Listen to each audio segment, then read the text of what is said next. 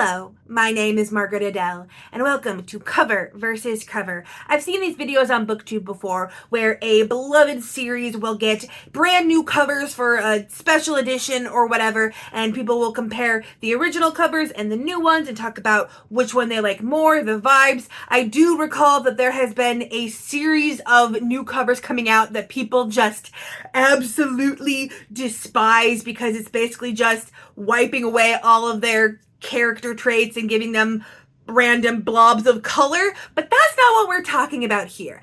I am an indie girly, so we are specifically talking about those moments when a self-published book gets picked up by a publisher and gets a new cover. Not all the time, shout out Legends and Lattes for keeping that iconic cover, but most of the time when the book has been self-published and it gets picked up, it gets a new cover. And in a lot of cases, this can be a good thing. Self-published authors do not have as many resources at their disposal, not as much money, and publishers do. So most of the time, the idea is that you are going to be getting something better. But is that always the case? That's what we're going to look at today. So I have a series of covers, both of more modern books that were taken from self-published to traditional, as well as some classic books that were originally self-published turned traditional that you may not know were originally self-published. Now, quick note here. Not every indie author actually wants their work to be traditionally published. Indie authors are not people that just failed trad publishing and are now trying to make money another way and secretly all want to be picked up.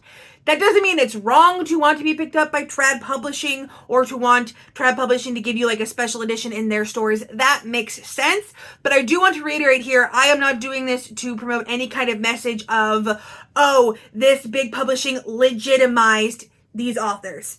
Most of the time, the books don't change that much. The story is still the same. They're still the same person that wrote it. So I don't want to promote any kind of message where indie authors should be picked up or that it is the end goal of any indie author.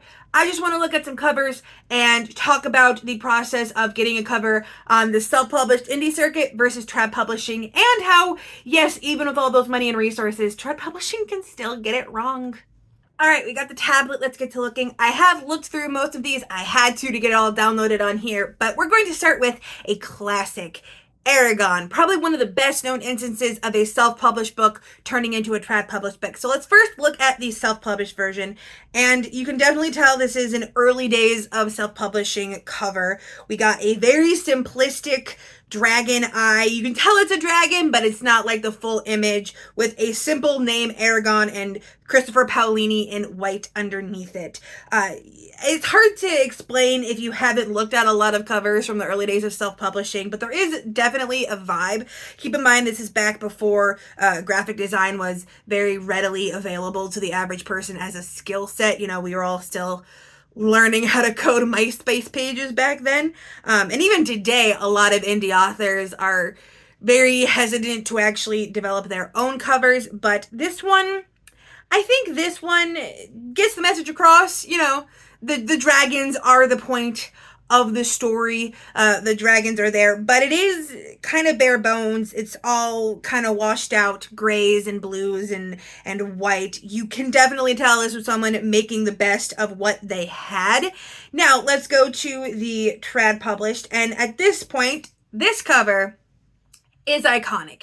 It is the cover you've seen on YA bookshelves or school bookshelves for how many years now. It's been well accepted. You do still have the same basic concept, which is what I kind of like about the transition. It's like, okay, just show a dragon on the cover, which makes sense. Again, dragon is the point. And I believe this is supposed to be Saphira. Is that the dragon's name? It's been so long since I read Eragon. I read the first one and nothing else. Did I just call this book Aragorn instead of Eragon? Whatever. Anyway, it is kind of hard to look back on this with nostalgia goggles because this is the cover that everyone would have seen in their library for so long. This is the cover they were probably first introduced to. I have to admit, I'm not the biggest fan of the design of the dragon. It looks a little too horse-like with the long muzzle type feature, and I don't remember how the dragons are described in the book, so that may be book accurate, but in my mind, I mean, it's not the coolest looking dragon I've seen. You know, a lot of covers have dragons now. But I think if I was going to put which one do I like better, yeah, we would have to go with the trad cover. Just because it has more details. You got some of the little mountains in the background. It's a much more appealing color shade overall, heavily blues. And I believe the further books in the series are like also that same dynamic where it's like a dragon on the cover that's heavily red and that kind of stuff. So it fits well. It's simplistic, but it's still eye-catching, and the color scheme is way nicer. So I gotta give this one to the trad cover.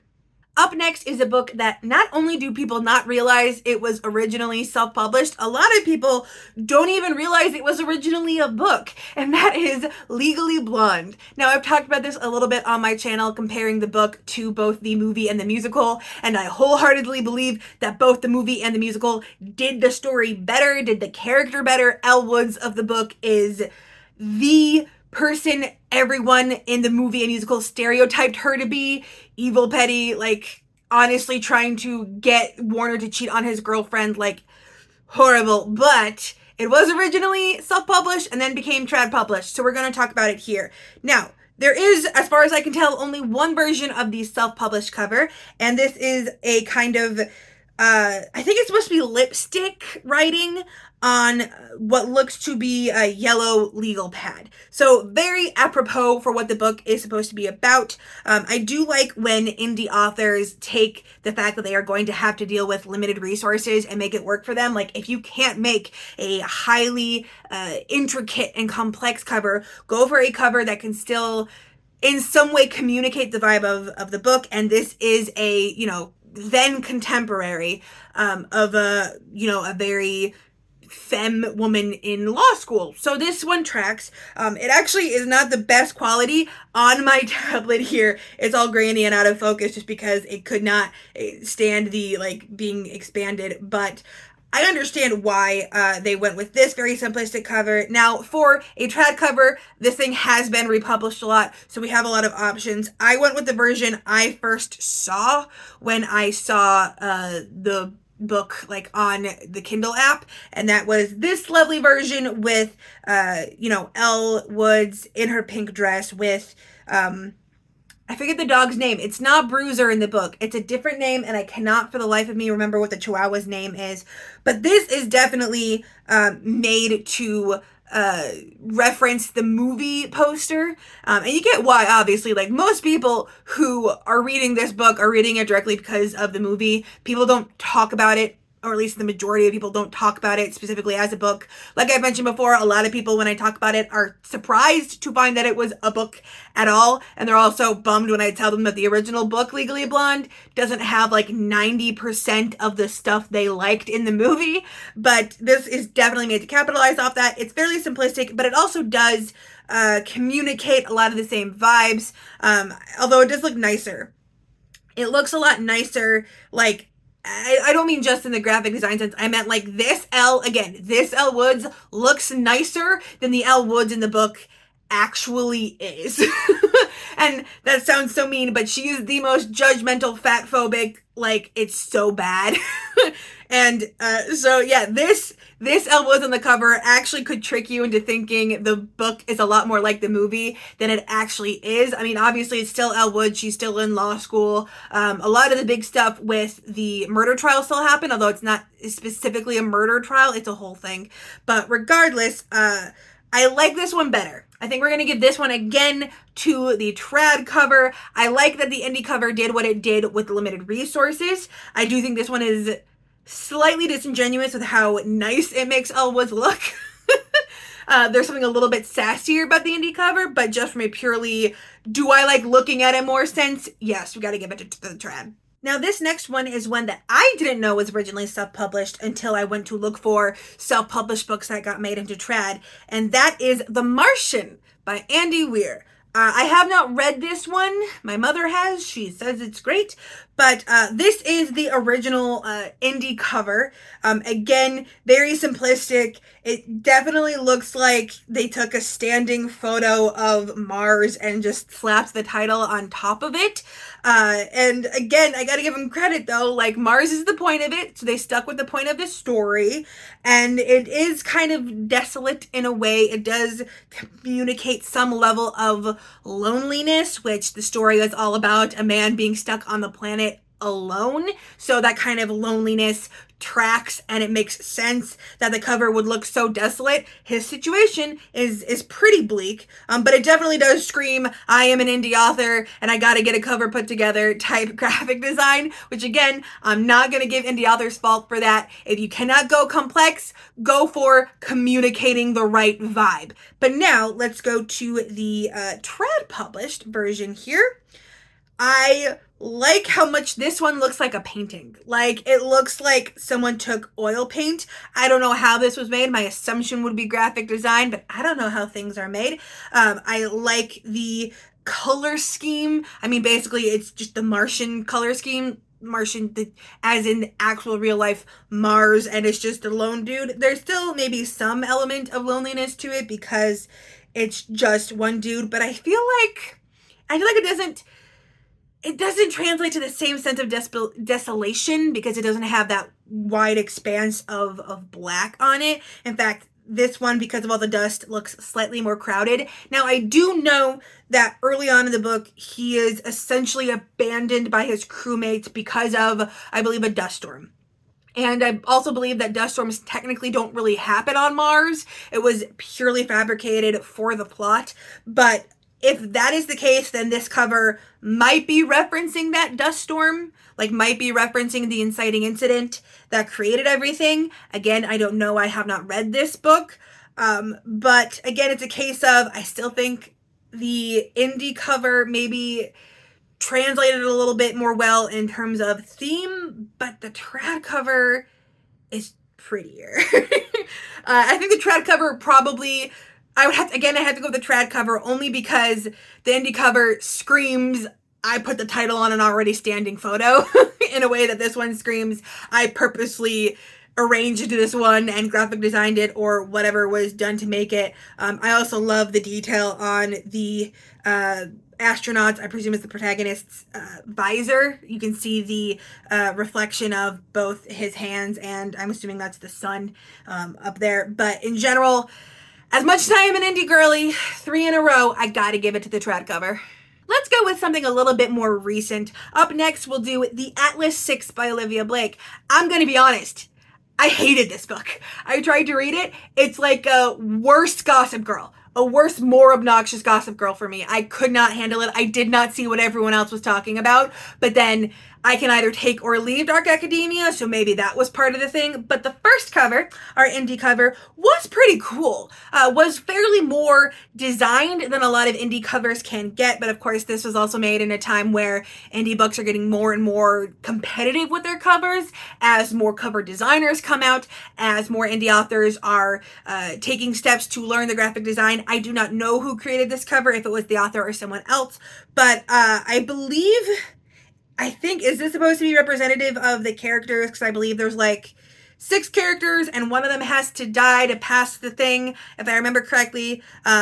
Fun fact, it's a lot easier to build tension with one of the characters has to die if I don't hate the majority of the characters. But I'll stop being salty now. In general, I did like this one. I thought it was a pretty cool cover. I liked that it looked like a tome you would find in someone's Dark Academia library. But then we do have the redesign of the cover. And this one, I wish they'd kept the same, like, multiple swords crisscrossing effect, but this one as a whole just jumps out at you a lot more. The gold and white on black and all of the, cryptic, occultic imagery. I'm going to be honest, and I'm going to get salty again. This cover does not match the vibe of the book, because this cover is way more interesting than the book is. The book is a bunch of 20-somethings walking around thinking about how they're the shit and superior to everyone else. Like, that's it. That's the book.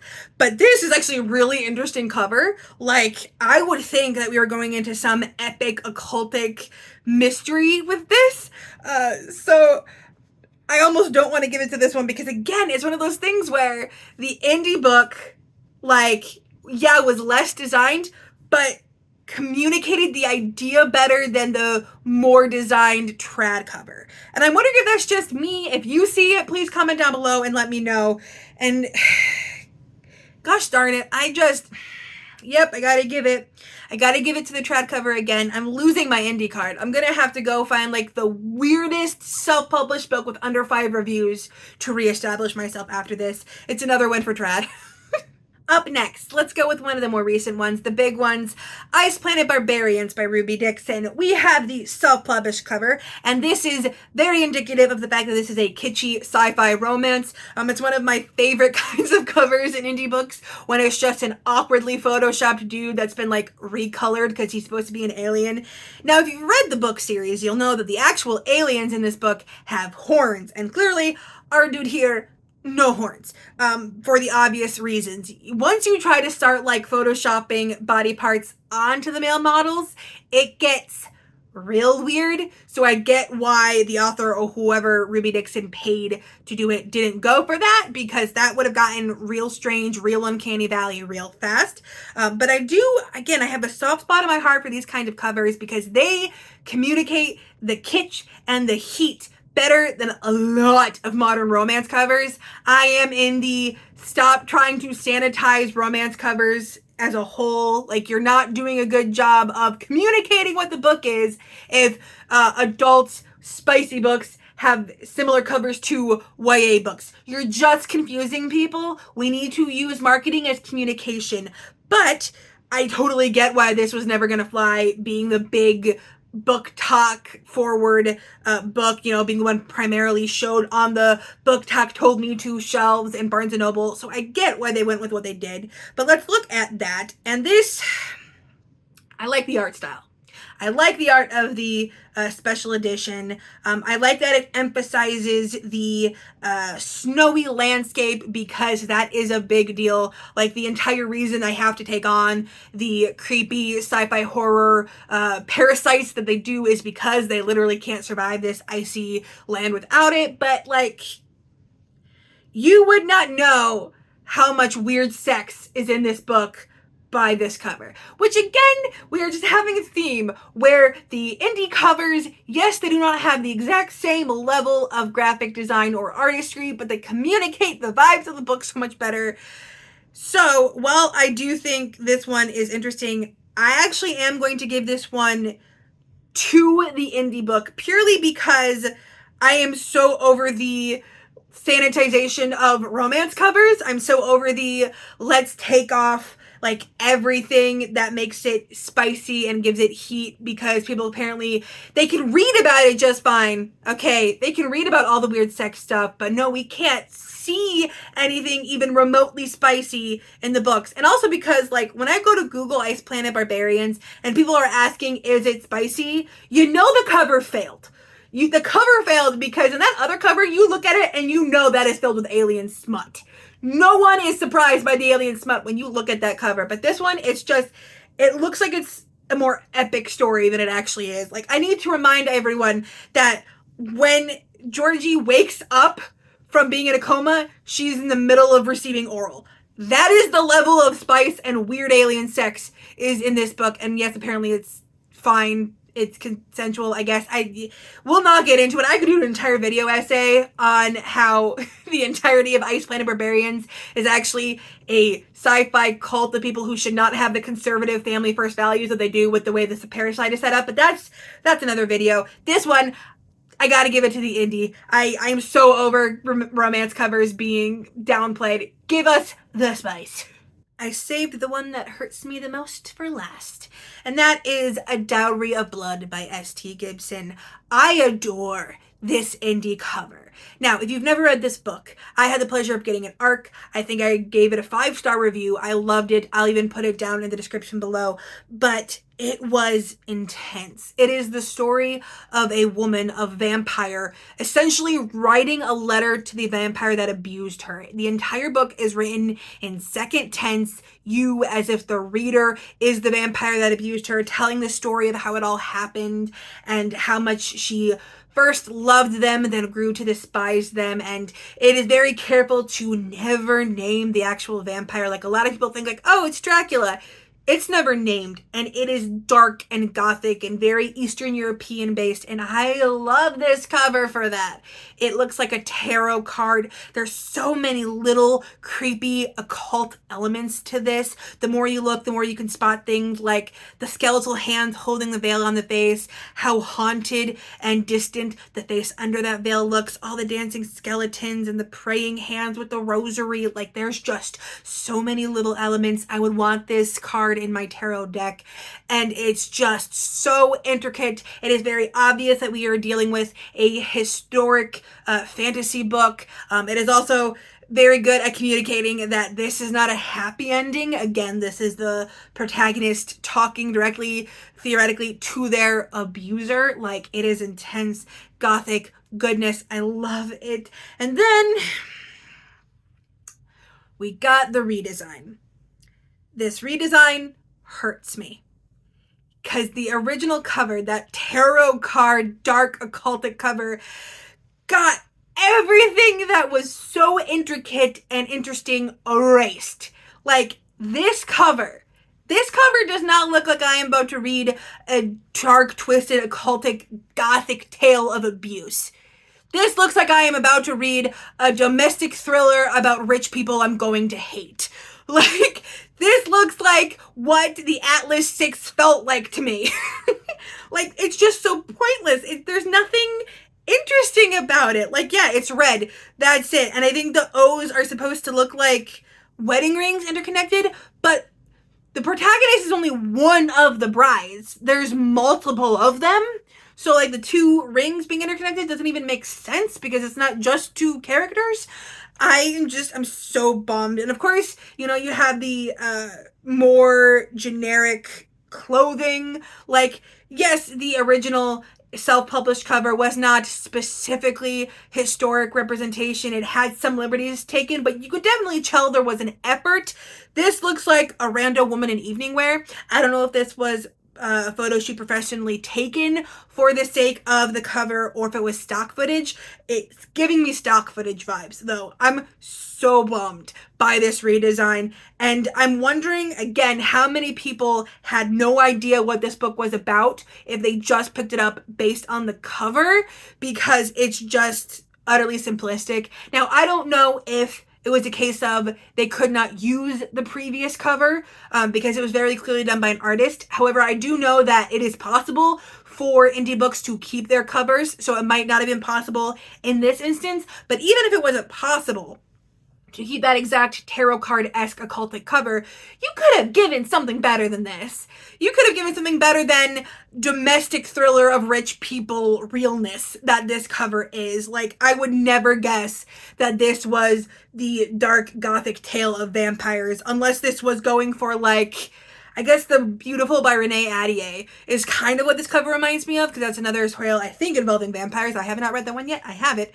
With the primarily black and red cover. And it just feels like they watered down the cover and what made it great to appeal to a more mass market audience, which admittedly is what happens to a lot of indie books and a lot of indie authors. The trad industry will try and force authors to sand off edges and to appeal to a large mass audience, and sometimes, as we see with this cover, at the cost of the art.